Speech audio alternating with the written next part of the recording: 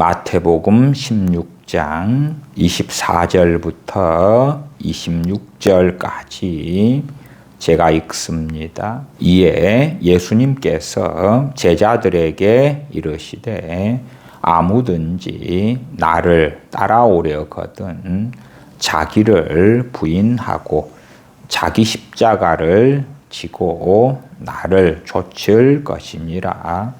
누구든지 제 목숨을 구원코자 하면 잃을 것이요 누구든지 나를 위하여 제 목숨을 잃으면 찾으리라. 사람이 만일 온 천하를 얻고도 제 목숨을 잃으면 무엇이 유익하리요? 사람이 무엇을 주고 제 목숨을 바꾸겠느냐? 아멘. 주님께서 제자들에게 24절에 아무든지 나를 따라오려거든 자기를 부인하고 자기 십자가를 지고 나를 따르라 말씀하십니다.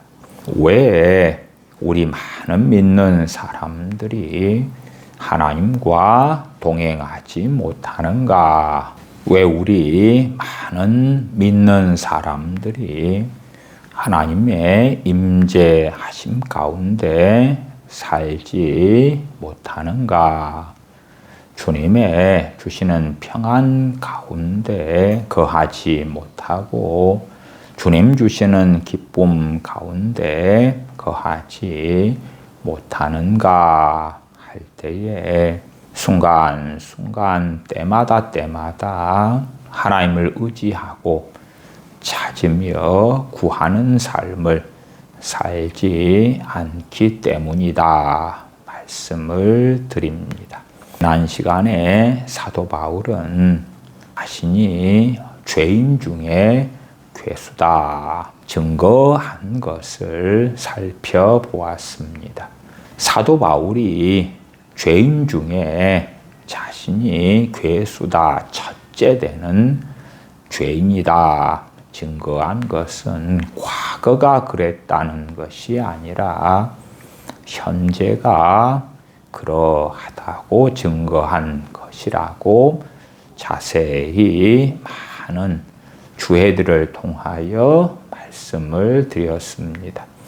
사도 바울은 자신에게서 현재 사도로 살아가면서 하나님을 영화롭게 하는 여정을 걸음에도 불구하고 성령님의 조명하심을 통하여 하나님의 진리의 말씀을 통하여 그 누구보다도 자신 안에 있는 무수한 죄들을 보기 때문에 주님을 의지하지 않고는 한순간 한순간도 하나님의 뜻 가운데 행할 수 없으며 하나님을 영화롭게 할 수 없는 자인 것을 알고 깨닫는 가운데 살았습니다. 그러나 유감스럽게도 우리 많은 믿는 사람들은 자신을 의지합니다. 언제 하나님께 기도하고 찾는가 할 때에 내 힘으로 해결하지 못하는 일을 만났을 때 그러합니다. 대부분의 삶에서는 내 지혜로 살고 내 능력으로 살고 내 명철로 삽니다. 그리고 내 지혜, 내 명철, 내 지식, 내 힘, 내 능력, 내 돈, 내 인맥 등으로 해결하지 못하는 문제를 만났을 때에 하나님 도와주십시오. 그렇게 하나님을 의지하는 때가 얼마만 있다 하는 것입니다. 우리 많은 그리스도인들은 어리석게도 내가 주님을 믿기 전에는 죄인이었는데 주님을 믿은 다음에는 나는 거룩하게 되었고 그리하여 나는 능력 있는 사람, 나는 하나님께서 함께 하시는 사람이 되었노라고 생각하면서 자신의 의지로 살고 자신의 지혜와 힘으로 사는 것에 대하여 심각하게 생각하지 않습니다. 잠언 3장에서는 하나님께서는 너는 마음을 다하여 여호와를 의뢰하고 네 명철을 의지하지 말라 말씀하시면서 범사에 그를 인정하라 말씀하시지요. 마음을 다하여 여호와를 의뢰하고 언제 그렇게 하라는 말씀입니까? 범사지요. 모든 일이고 모든 삶의 순간이 됩니다. 세상 사람들은 자신의 지혜, 능력, 돈 등으로 살아갑니다. 그것처럼 유감스럽게 우리 대부분의 그리스도인들의 삶의 방식도 주님을 믿어 하나님의 자녀가 되었음에도 별반 차이가 없더라. 세상 사람들이 자신의 지혜로 사는 것처럼 자신의 힘으로 능력으로 사는 것처럼 우리 그리스도인들도 그렇게 살더라. 그리고 내 돈이 해결할 수 없는 것, 내 능력, 내 지혜가 해결할 수 없을 때에 기도하더라. 교만은 정말 무엇입니까? 교만은 자신을 의지하는 것이 교만입니다. 겸손은 자기 비하가 아닙니다. 하나님 앞에서 자신을 낮추는 것입니다. 자신이 하나님 없이는 아무것도 아니라는 것을 하나님의 말씀을 통하여 깨닫고 알기 때문에 하나님을 의지하는 삶을 때마다 시마다 사는 것이 겸손입니다.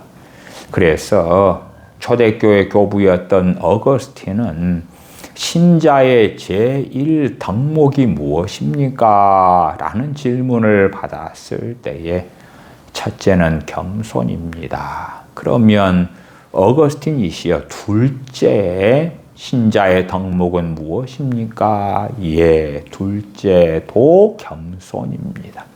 그러면 세 번째 덕목은 무엇입니까? 예, 세 번째도 겸손입니다. 자신을 의지하지 않고 하나님을 의지하고 사는 것이 진실로 겸손이고 그것은 자신을 일부러 낮추는 것이나 비하하는 것하고는 아무런 상관이 없습니다.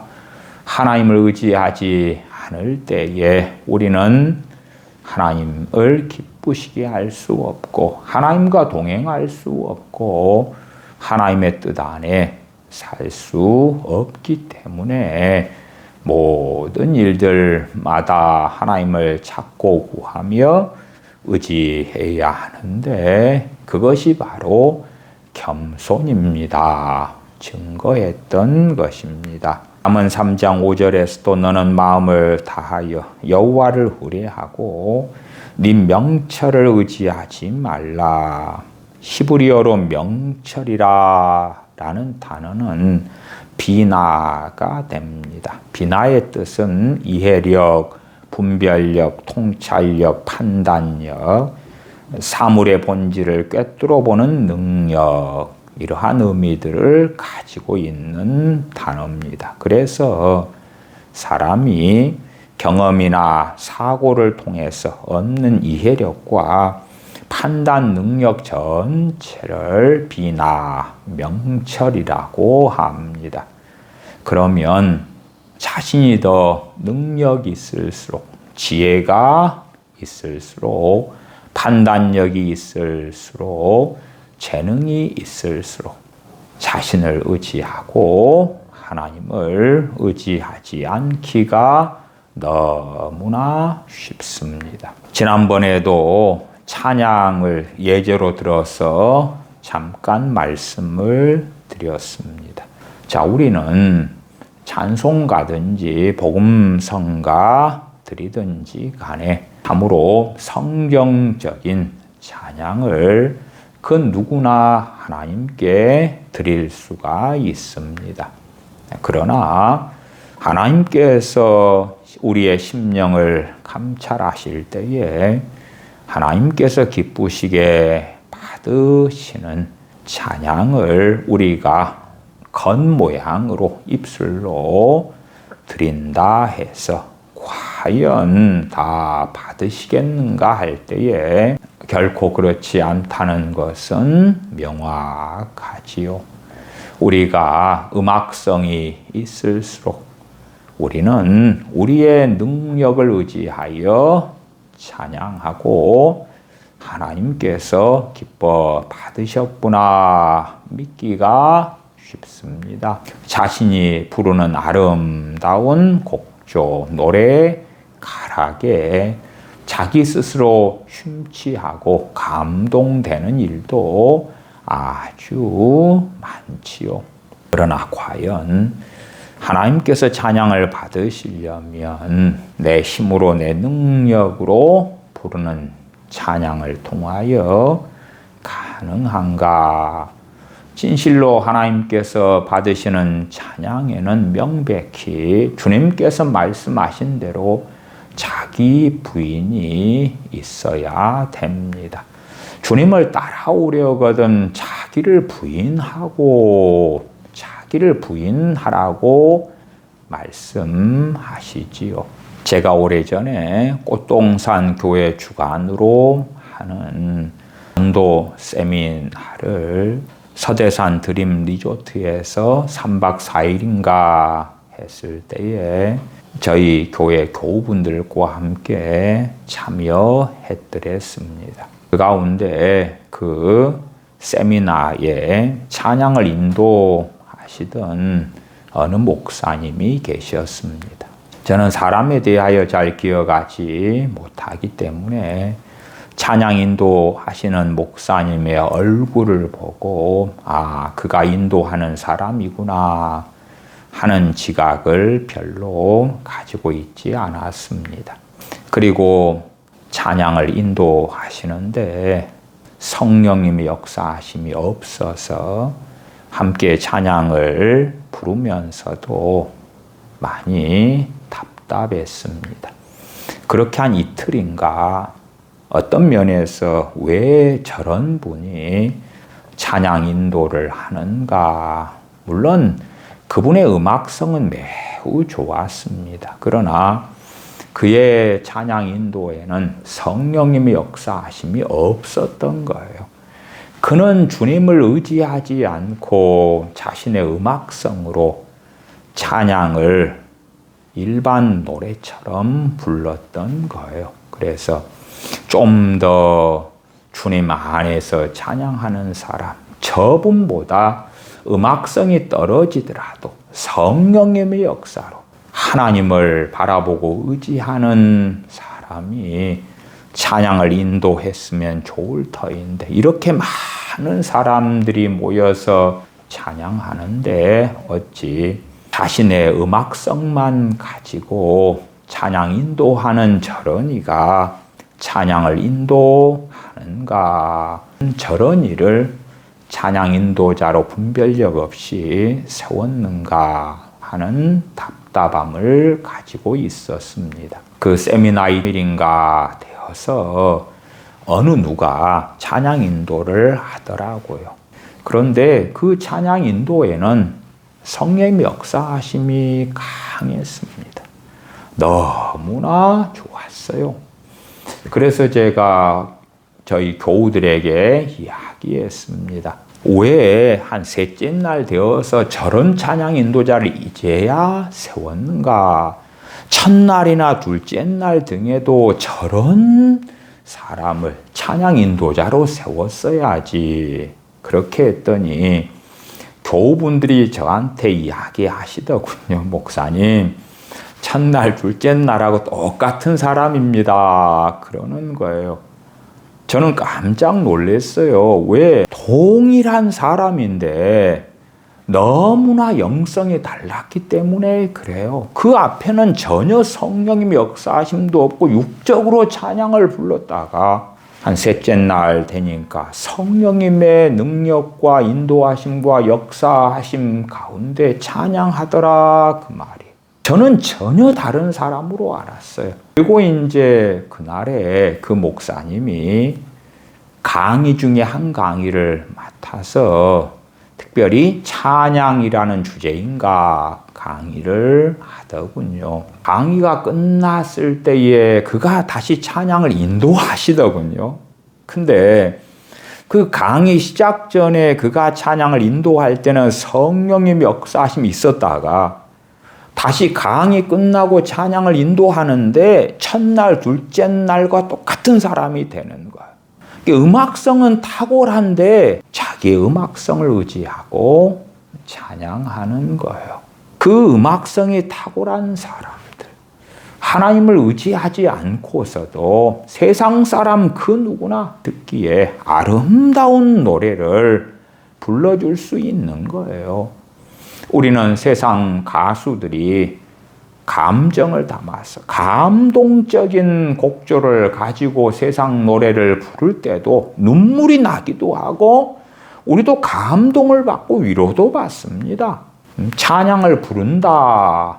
그럴 때에 음악성이 많은 사람과 음악성이 별로 없는 사람이 자기를 부인하고 하나님을 의지하고 하나님의 도우심과 능력 가운데서 찬양하는 것. 누가 더 쉽겠는가? 물론 음악성이 적은 사람들도 하나님을 의지하기는 결코 쉽지 않습니다. 하나님을 의지하고 찬양한다 해서 돼지 멱다는 소리가 천사의 목소리로 바뀌는 건 아니거든요. 돼지 멱다는 소리로 하나님을 의지하고 찬양해도 그 목소리는 대동소이한 것입니다. 특별한 하나님의 은혜가 아니고서는 별 차이를 느끼지 못하고 심지어 자기가 찬양하는 그 목소리 때문에 자기가 시험에 드는 경우들도 많습니다. 많은 믿는 사람들은 자신의 능력을 의지합니다. 자신의 지혜를 의지합니다. 그것은 자기를 부인하는 것이 아닙니다. 나는 내 뜻대로, 내 욕망대로, 내 지혜대로, 내 능력대로 살 거예요. 내 지혜, 내 능력으로 해결할 수 없는 일을 만났을 때에 기도할게요. 도와달라고 기도할게요. 그때 도와주세요. 그러나 진실로 주님을 믿는 사람들이 하나님의 영광을 위하여 사는 데 있어서 스스로가 얼마나 무능력한지를 제대로 알지 못하는 것이에요.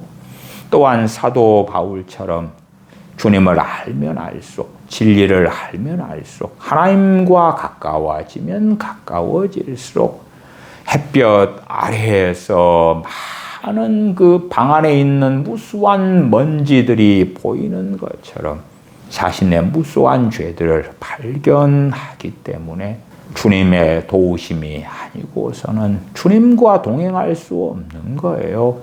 죄와 싸워 승리할 수 없는 거예요. 무수한 죄성이 자신 안에서 역사하는데 때마다 시마다 하나님을 찾고 구하지 아니할 수 없는 사람이 사도 바울이었더라.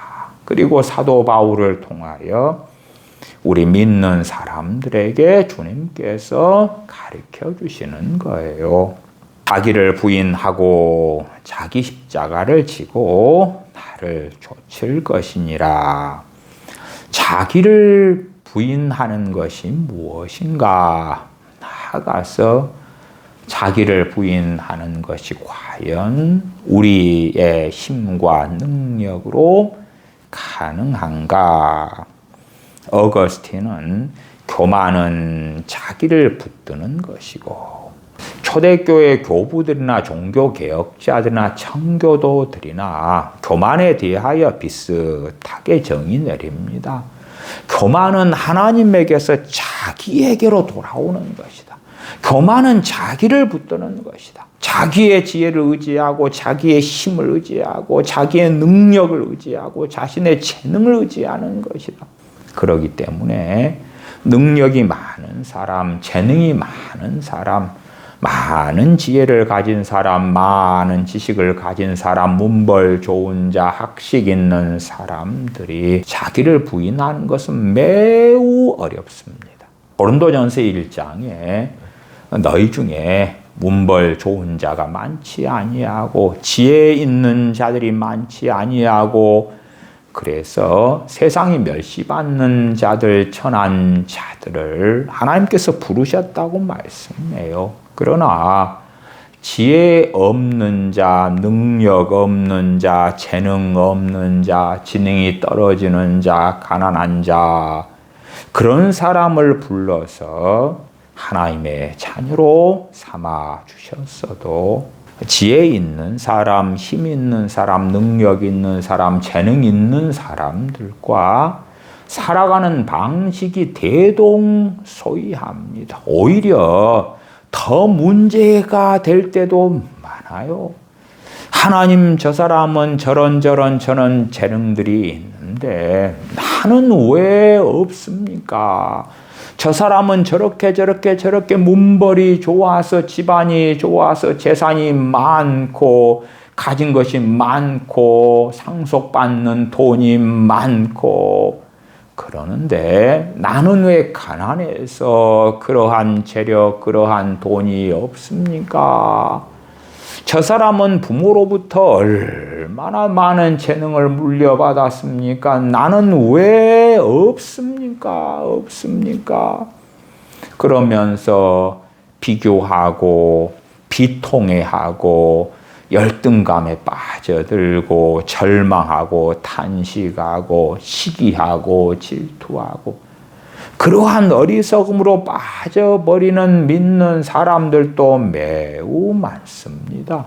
재능이 많거나 적거나 지혜가 많거나 적거나 돈이 많거나 적거나 각기 장단점이 있을 것입니다. 앞에 음악성이 탁월했던 찬양 인도했던 어느 목사님처럼 음악적인 재능이 탁월하니까 하나님 의지하지 않아도 찬양 인도를 멋지게 할 수 있다 그 말이에요. 성가대에서나 찬양 인도자로도 멋지게 봉사할 수 있다 그 말이에요. 그러나 하나님께서 기쁘게 받으시는가 할 때는 결코 눈에 보이는 것처럼 그렇지는 않을 것이다. 다수의 신자들은 가난하고 세상에 천덕꾸러기고 지혜가 없는 자들을 부르셨는데 그러한 하나님의 자녀들도 하나님을 때마다 찾고 구하고 문을 두드리고 하나님을 의지하고 하나님을 신뢰하고 붙드는 그러한 삶을 살지 아니하더라. 오히려 기도를 통하여 하나님을 때마다 일마다 붙들고 의지하고 살기보다 하나님 내게 능력을 주세요. 하나님 내게 충분한 돈을 주세요. 하나님 내게 좋은 기회를 주세요. 하나님 어떠한 직업, 어떠한 사업, 어떠한 일을 선택하면 성공하였는지 그것을 가르쳐 주세요. 그러한 길로 인도해 주세요. 왜? 그렇게 되어진다면 하나님을 귀찮게 안 해도 되지 않나요? 하나님 제게 돈을 10억이나 100억이나 한 번 주시면 대부분 기도할 게 없어지는 거예요. 왜? 한 100억이 있다 그러면 100억 정도로 해결하지 못하는 인생사의 문제는 거의 없어지는 거예요. 거의 없어져. 자녀 교육에 필요한 돈, 결혼 생활에 필요한 돈, 자녀 학비, 자녀들 시집 장가 보내는 돈, 직장만 하는 돈, 노후, 어지간한 질병에 대한 치료비 다 100억이면 해결 가능하잖아요. 그러면 하나님, 제가 하나님을 찾을 일이 별로 없겠어요. 그래서 한편으로 가난이라는 것은 축복이 될 때도 참 많아요. 왜 그렇습니까? 세상에서 넉넉히 가진 사람들은 한 끼니 한 끼니 한 끼니 먹을 때에 하나님 의지하지 않아도 되는 거예요. 그러나 한 끼니 한 끼니 한 끼니 먹고 살기 어려운 신자들이라면 끼니마다 하나님을 의지해야 할 거 아니냐 그 말이에요. 그러한 것을 통하여 하나님께서는 그 끼니만이 아니라 더 많은 일들, 범사의 모든 일에 하나님을 의지하고 하나님을 찾고 구하기를 가르쳐 주시는 것이지요. 그러나 그것을 깨닫기보다도 하나님, 왜 내 삶은 가난해서 이렇게 비참합니까? 왜 나는 세상에 천덕꾸러기로 살아갑니까? 하나님, 나를 사랑하신다면서요. 나를 사랑하신다면 세상 사람보다 잘나고 성공하고 멋지고 부유하고 삐까뻔쩍하고 그러한 삶을 살게 해 주셔야 하지 않습니까? 하고 원망하는 경우도 참 많습니다. 어거스틴은 교만은 자기를 붙드는 것이고 자기 부인은 하나님께 자신을 맡기는 것입니다. 자기를 부인한다는 것은 하나님께 자신을 맡기는 것이다.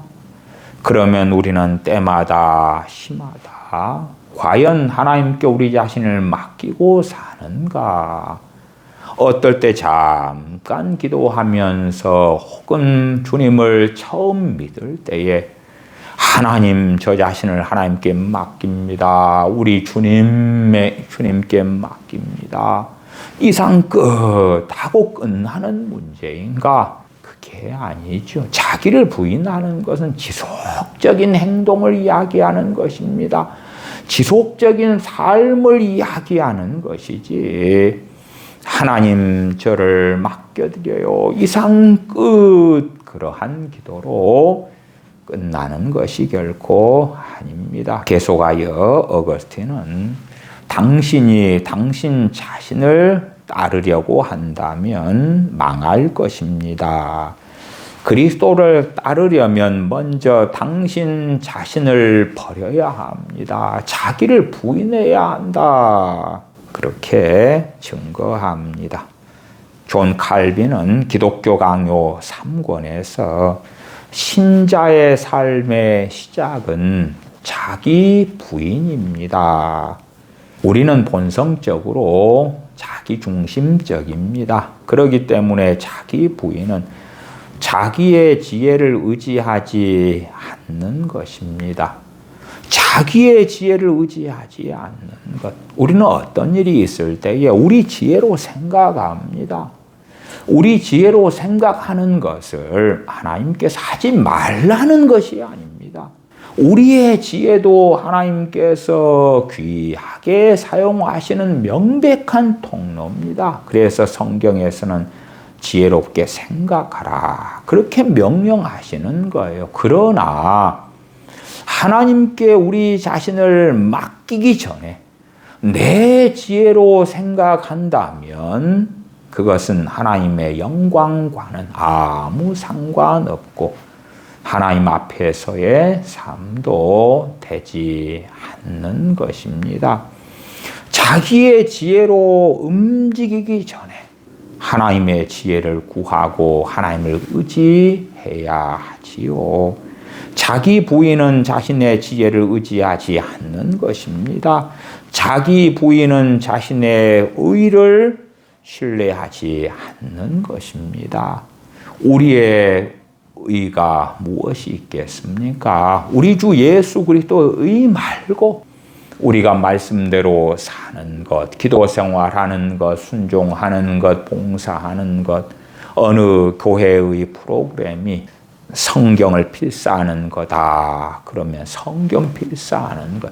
어느 교회에서 매우 강조하는 것이 새벽 기도라면, 그리고 내가 새벽 기도에 눈이 오나 비가 오나 참여한다면 내 자랑,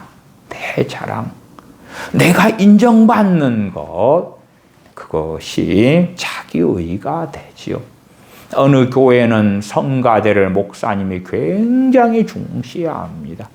그러니까 성가대 대원이 돼가지고 찬양 연습하고 예배 때 찬양을 부르고, 그것이 매우 자랑스러운 일이 되지요.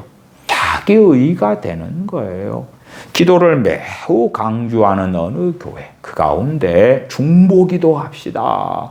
중보기도 팀으로 참여하세요.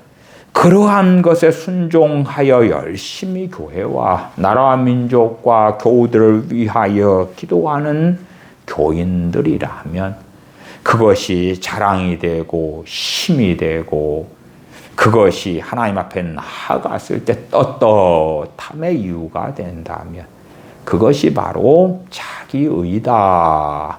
그것입니다. 가난한 사람이 많은 중에 자신은 부유한 사람이라고 합시다. 그것도 자기의로 작용하지요. 많은 사람이 모였는데 내 외모가 탁월하다고 합시다. 남자든 여자든 몸매가 좋고 팔등신이고 외모가 멋져요. 그러면 고개를 더 담대히 들고 살 수 있겠지요. 그것도 자기의가 되는 거예요. 자기가 자랑하는 것, 학벌이든 외모든 돈이든 직업이든 스펙이든 집안이든 그 무엇이라도 자랑이 되는 것. 봐보세요. 나의 영광을 봐보세요. 자기 부인은 그러한 자기의 의를 신뢰하지 않는 것이다. 그렇기 때문에 우리가 때마다 일마다 나아가 순간순간마다 하나님을 찾고 의지하지 않는다면 자기를 부인하고 주님을 따르라는 말씀에 순종할 수 없는 사람이 됩니다. 자기를 부인하지 않는다는 건 무엇입니까? 죄죠, 죄예요, 죄. 자기를 부인하라. 그러면 그 삶을 살아야지 하나님의 명령에 순종하는 것입니다. 과연 우리는 자기를 부인할 만한 능력이 우리 안에 있는가? 우리 자신에게서 자기를 부인할 만한 능력이 나오는가 하는 것입니다. 결코 우리 자신에게서 우리 자신을 부인할 능력이 나오지 않습니다.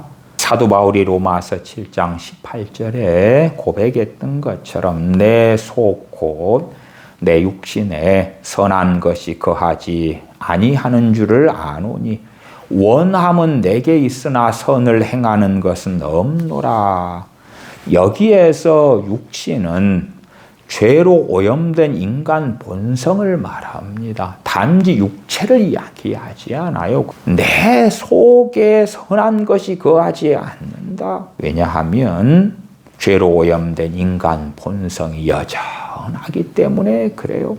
사도 바울이 중생한 사람이지만 여전히 그에게는 죄성이 남아있고 죄로 인한 부패가 남아있기 때문에 사도 바울은 주님을 붙들고 의지하는 삶을 끝까지 살 수밖에 없었어요. 사도 바울은 사도로서 하나님께 사명을 받고 또한 능력을 받고 그로 인하여 기적과 이적이 나타나고 그가 복음을 증거할 때 무수한 사람들이 주님께 돌아오고 무수한 교회가 세워졌습니다. 그는 가말리엘의 문화에서 공부했던 유대 사회가 누구라도 인정하는 천재 중에 천재, 석학 중에 석학이었어요. 그렇기 때문에 그는 사실상 자기를 부인한다는 것이 쉽지 않은 사람이에요. 그럼에 하나님께서는 그에게 육체의 가시, 사단의 사자를 허락해 주셨어요. 육체의 가시, 사단의 사자 때문에 사도 바울은 너무나 큰 고통 속에 있었기 때문에 어지간한 일에는 다 참아버릴 수 있는 바울 사도인데도 주님께 3번이나 간구합니다. 이것이 자신에게서 떠나게 해달라고. 그러나 주님께서는 내 은혜가 네게 족하도다. 왜요? 그렇게 될 때 사도 바울이 자고하지 않게 될 수 있기 때문에 그러해요. 교만하지 않게 하시려는 십자가로 주님께서 허락하신 것이었다. 그 말이에요.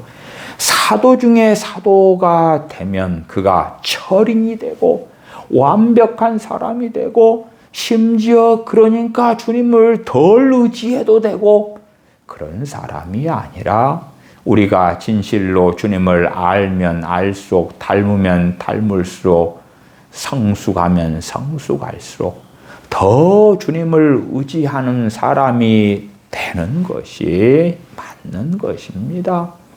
지난 시간에 말씀드린 것처럼 죄는 더 적게 지을지 몰라도 더 많은 죄가 밝히 보이기 때문에 어떻게 주님을 더 의지하지 않을 수가 있는가? 우리가 소경이 되어져 가면 더 쉽게 자기의에 빠집니다.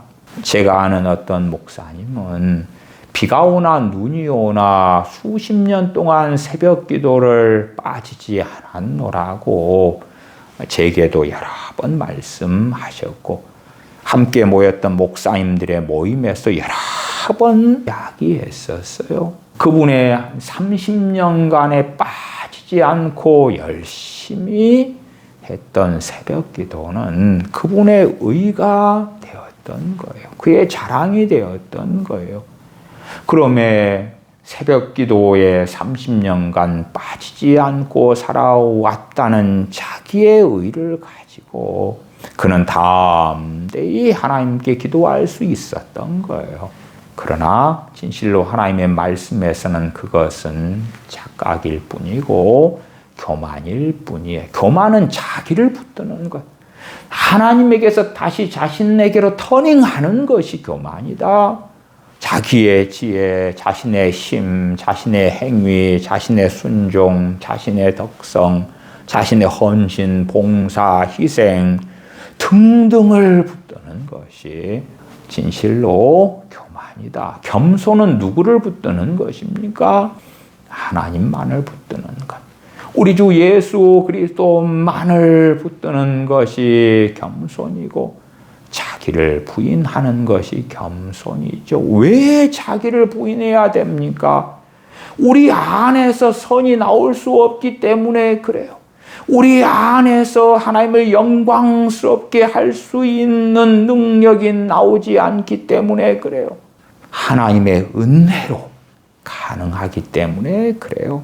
사도 바울도 나의 나된 것은 하나님의 은혜로라. 내가 어떠한 사도들보다 더 많이 수고했지만 그러나 내가 아니라 하나님의 은혜로라. 하나님의 은혜로라. 하나님의 은혜, 내 내부에서 생겨난 힘과 능력으로 모든 사도들보다 더 많이 수고할 수 있었다가 아니라 하나님의 은혜. 하나님의 그 은혜의 출처는 어디입니까? 하나님이시죠. 하나님. 하나님께로부터 온 은혜. 그 은혜를 통한 힘과 능력과 지혜로 인하여 수고할 수 있었다 하는 것이지요. 그러면 사도 바울은 수고하는 일들마다 하나님을 의지하고 의존하고 살았다. 받더라. 그러기 때문에 그가 어떠한 사도들보다 더 많이 수고한 것을 부인하지 않아요. 부인하지 않아. 그러나 수고할 수 있었던 능력의 원천은 하나님의 은혜 때문이라고 그는 명확히 증거하는 거예요. 그러나 우리는 무엇으로 살려고 합니까? 자기를 부인하는 것이 무엇인지를 우리는 잘 모를 때가 많습니다. 또한 존 칼빈은 자기를 부인하는 것은 자기의 욕망을 따르지 않는 것입니다. 로마서 14장 7절 8절에서는 사람은 자기 자신의 것이 아니라 하나님의 것이라고 말씀합니다. 하나님의 소유, 하나님의 것이기 때문에 자기 욕망을 따라 사는 것이 하나님 앞에 합당치 않다 하는 것입니다. 그러면 우리가 우리 자신의 욕망대로 살아가지 않으려면 하나님을 의지할 수밖에 없는 것입니다. 어떠한 우리 자신의 욕망은 죄가 되지 않을 때가 많습니다. 그러나 그것이 하나님께서 기뻐하시는 하나님의 영광이 되는 것은 아니지요. 겉모양만 우리가 배고플 때 밥을 먹어요. 죄가 아니지. 화장실에 가고 싶을 때 화장실에 가요. 그것이 무슨 죄가 되는 것 같습니까? 단지 자신의 욕망에 충실한 것이죠. 우리가 밥 먹는다, 화장실에 간다 하는 것으로 하나님을 영화롭게 합니까? 그렇지 않아요. 그렇지 않아. 세상 사람들과 별 차이가 없는 거예요. 세상 사람도 밤에 잠잘 때 자고 우리도 잠잘 때 자고 삼시세끼 먹을 때 먹고 때로 오락을 할 때 오락을 하고 그러면 우리 그리스도인의 차이는 무엇인가 하는 것이에요. 우리가 밥 먹지 말아라 하는 것도 아니고 물 마시지 말아라 말도 안 되는 이야기고 우리는 우리의 삶의 의식주를 해결하고 살아가요. 직장 생활도 하고 가정 생활도 하고 밥을 먹고 화장실도 가고 일도 하고 그래요. 그러나 하나님 앞에서 살아나가는 것을 겸손이라고 할 때에 하나님을 의지하지 않으면 자기 욕망에 따라 사는 사람일 수밖에 없는 것이에요. 말하자면 하나님의 것, 주님 것이 아니라 내가 나의 주인으로 살아가는 것일 뿐인 것이지요. 마태복음 16장 25절에 누구든지 제 목숨을 구원코자 하면 잃을 것이요 누구든지 나를 위하여 제 목숨을 잃으면 찾으리라 제자들에게 말씀하십니다. 자기 목숨을 구원코자 한다. 자기를 위하여 사는 삶을 이야기합니다. 자신의 뜻, 자신의 욕망을 위하여 사는 삶. 그러나 주님을 위하여 제 목숨을 잃는다 하는 것은 명백 24절에 자기를 부인하고 자기 십자가를 지고 주님을 따르는 삶을 이야기합니다. 자기를 부인하지 않고 자기 십자가를 지고 주님을 따르지 않는 사람은 주님을 위하여 자신의 목숨을 잃어버리는 사람이 아니다. 26절 사람이 만일 온 천하를 얻고도 제 목숨을 잃으면 무엇이 유익하리요? 어마어마한 재산을 가지고 권력을 가지고 대한민국에서 가장 좋은 강남에 있는 어느 아파트를 소유하고 그런다 할지라도 제 목숨을 잃으면 무엇이 유익하리요? 사람이 무엇을 주고 제 목숨을 바꾸겠느냐? 그리스도인의 삶은 주님을 따르는 삶인데 그것은 자기를 부인하고 자기 십자가를 지고 주님을 따르는 삶이라고 주님께서 말씀하시는 것입니다. 찰스 스펄전 목사님은 자기 부인은 하나님께 삶의 왕자를 내어드리는 것입니다. 자기중심적으로 우리가 살지 않으려면 때마다 우리는 우리 중심적으로 내 생각, 내 지혜, 내 판단, 내 능력으로 살아가요. 그래서 하나님을 찾으면서 내 중심에서 하나님 중심으로 하나님의 통치와 다스리심을 받기 위하여 아버지 하나님께 순간순간 나아가야 하는 것입니다. 자신의 왕좌, 자신의 삶의 중심, 누가 주인공이 되느냐, 누구의 뜻으로 사느냐, 하나님의 뜻인가, 내 뜻인가, 하나님께서 주관하시도록, 하나님의 뜻 가운데 내가 서도록, 하나님의 영광 가운데 내가 살도록 하려면 하나님을 찾고 구하며 구해야 한다. 마틴 로이존스 목사님은 자기 부인은 자신에게 끊임없이 관심을 두는 삶을 끝내는 것입니다. 내게 계속 초점 관심을 두는 거예요. 다른 사람 보기엔 나는 어떤가, 타인의 인정을 갈구하는 것, 내가 손해를 보는가, 이익을 보는가, 끊임없이 손해보지 않으려고, 하나라도 이익을 보려고, 희생하지 않으려고 하는 이기적이고 자기중심적인 삶을 끝내는 것이다. 그 말입니다. 그렇게 자기를 부인하려면 하나님의 은혜 없이는, 주님의 도우심 없이는, 성령님의 역사하심 없이는 가능하지 않은 것입니다. 세상 사람과 똑같이 살 뿐이에요. 기도할 때도 자기를 부인하지 않는 사람은 우리의 기도 생활에 성령님의 도우심을 제대로 알지 못하고 누리지 못하는 것이에요.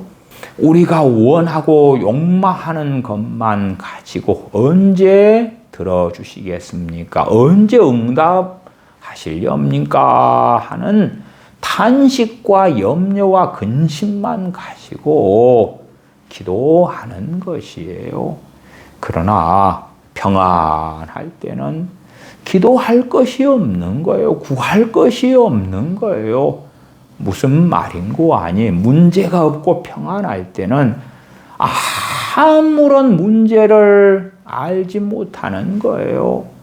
자기를 부인하는 것이 무엇인지, 자기 십자가를 지는 것이 무엇인지, 그리고 주님을 따르는 것이 무엇인지를 알지 못한다. 그 말이에요. 14절 하반에 자기 십자가를 지고, 십자가를 진다는 것에 대하여 종교개혁자 존 칼빈 목사님은 하나님께서는 여러 가지 십자가들을 통해서 그의 백성을 훈련시키십니다. 여러 가지 십자가들. 사도 바울로 한다면 육체의 가시, 사단의 사자도 그의 십자가가 되었겠지요. 계속되는 육체적인 고통, 원수 마귀가 육체를 괴롭게 하는 극심한 고통들. 그런 가운데 사도 바울은 교만하지 않고 끊임없이 하나님을 의지하는 가운데 살 수 있었더라. 그래서 칼빈 목사님은 십자가의 목적은 첫째, 그 사람을 낮추기 위하여, 교만하지 않게 하기 위하여 십자가를 주십니다. 그러면 많은 경우에 각 사람들이 태생적으로 태어날 때부터 가지고 태어나는 것들도 십자가가 대부분 되겠지요. 어떤 사람이 IQ가 낮게 태어났다. 어떤 사람이 외모 지상주의의 세상에서 못난 사람, 키 작은 사람, 이상하게 생긴 것 같이 인정받지 못하는 외모를 가지고 태어났다. 그것도 자기 십자가가 되겠죠. 그 십자가를 통하여 자기를 하나님 앞에서 낮추고 하나님만 의지하는 삶으로 걸어가든지, 아니면 내 외모는 왜 이러한가, 이러한 외모를 물려주려고 부모는 나를 낳았던가, 그런 원망으로 가든지. 자기 십자가를 진다는 것은 원망이 아니라 그 가운데서 오히려 자신의 외모를 의지하지 않고 하나님을 의지하는 것이죠. 지금 시대는 외모가 얼마나 큰 능력이 되는 시대입니까? 외모만 좋아도 모델도 되고 탤런트도 되고 별의별 좋은 자리에 설 수 있어요. 그렇게 좋지 않은 외모, 재능이 없는 육신을 물려받았어. IQ가 낮아 가난을 물려받았어. 그것들도 우리가 하나님 앞에 서서 살아가면 우리의 십자가가 됩니다. 가난을 통하여 있는 사람, 부유한 사람보다 100배, 1000배, 10,000배 더 하나님을 의지하게 되는 것이에요. 물론 하나님을 의지하지 않고 나는 왜 가난합니까 하고 원망과 죄악으로 갈 수도 있지만, 진실로 가난이라는 십자가를 짊어진다면 부유한 사람보다 더 1000번 더, 10,000번 더 하루에도 하나님께 가까이 나아가며 찾는 이유가 되겠죠. 어떤 사람은 기억력이 참 좋아서 어느 것도 잘 잊어먹지 않아요. 그러면 그는 자신의 기억력을 얼마나 의지하겠습니까? 그러나 기억력이 별로 없는 크리스천이다. 그러면 별의별 것도 잊어버릴 거예요. 저는 길을 걸어갈 때에 건너편에 사람이 오고 그 사람이 좀 멀리서부터 저를 반갑다고 하는데 기억력이 좋지 않아서 당황스러울 때가 참 많았어요. 왜 그러냐 그러면 저 건너편에 걸어오는 사람이 저하고 연배가 비슷하면 내 동창인가? 아니면 나보다 나이가 많은 선배인가? 내 후배인가? 이제 저 멀리 30m에서부터 걸어와서 만난다고 칩시다. 그런 상황이 될 때마다 속에서는 기도할 수밖에 없어요. 하나님 어찌합니까? 저 사람이 누군지 모르겠어요. 그러면 기억력 좋은 사람보다 하나님을 훨씬 더 많이 의지해야 하겠지요. 그러나 어리석어지면 왜 나는 이렇게 기억력이 없는 머리를 가지고 태어났나? 그렇게 한탄하게 되겠지요. 칼빈 목사님은 십자가의 목적은 자신의 힘을 의지하지 않도록 하기 위하여 그 사람을 교만하지 않게 하고 겸손하게 하기 위하여 하나님께서 주신다. 두 번째는 인내의 훈련장으로 십자가를 삼으신다. 십자가를 지고 갈 때마다 인내하면서 또 믿음 가운데 하나님을 의지하는 훈련장이 되게 하신다. 세 번째는 하나님만 의지하게 하기 위하여 십자가를 주십니다. 네 번째는 주님을 닮게 하기 위하여 십자가를 주십니다.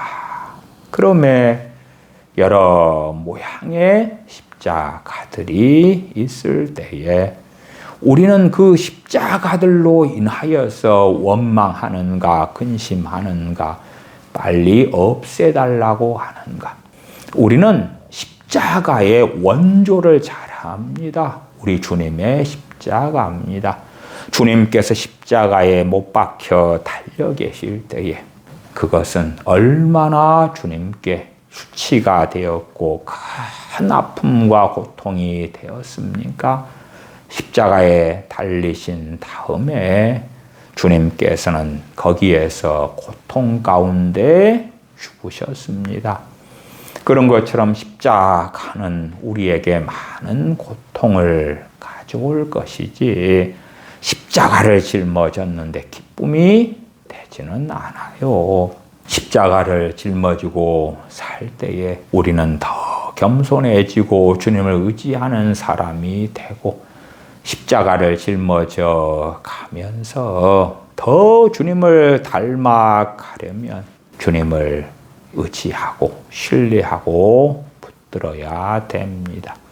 단지 나는 예수님을 믿었어요. 그리고 성경에 있는 여러 가지 말씀을 지켜요. 때마다 예배드려요. 봉사해요. 섬겨요. 그러면 내 어려움의 때에 기도할 때이니 하나님께서는 내 기도에 응답해 주셔서 평안하게 해주시면 돼요. 그렇게 살다가 천국에 들어가는 것 아니겠습니까? 그러한 신앙이나 믿음은 많이 이상하다는 것을 알아야 됩니다. 자기를 부인하기 위하여 또한 십자가를 지기 위해서는 하나님 의존적인 삶이 아니고서는 가능하지 않습니다. 우리의 능력과 힘으로 우리의 자기 중심성을 깨뜨리지 못합니다. 우리 욕망을 내려놓지 못합니다. 자기의 뜻을 위하여 기도하고 구하고 욕심부리고 탐하는 그러한 것을 벗어내지 못합니다. 우리에게는 그러한 능력이 없습니다. 기도하겠습니다.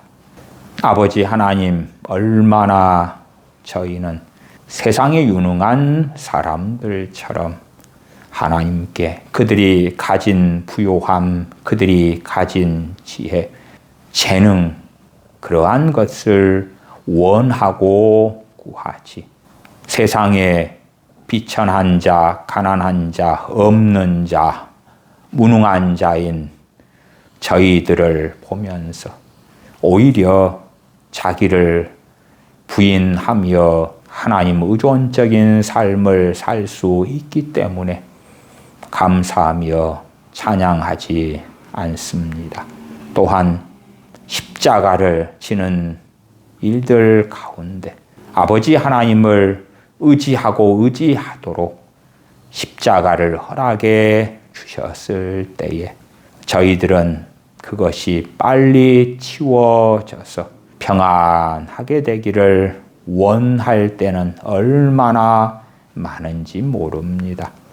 저희들의 삶 속에서 순간순간 때마다 하나님 의지하는 올바른 겸손을 배우는 사람들이 저희가 되어져서 하나님을 찾고 구하는 하나님 중심의 삶으로 자기 부인으로 나아가게 도와주시고 또한 주신 십자가를 통하여 하나님을 영화롭게 하고 주님을 닮아가며 자신을 의지하는 데서 벗어나 하나님 아버지를 의지하는 삶을 사는 저희가 되어져서 즐거움으로 기꺼이 주님을 따르는 제자의 삶을 살다가 주님을 배움는 저희가 되게 하여 주시옵소서. 우리 주 예수님의 이름으로 기도하옵나이다. 아멘. 아멘.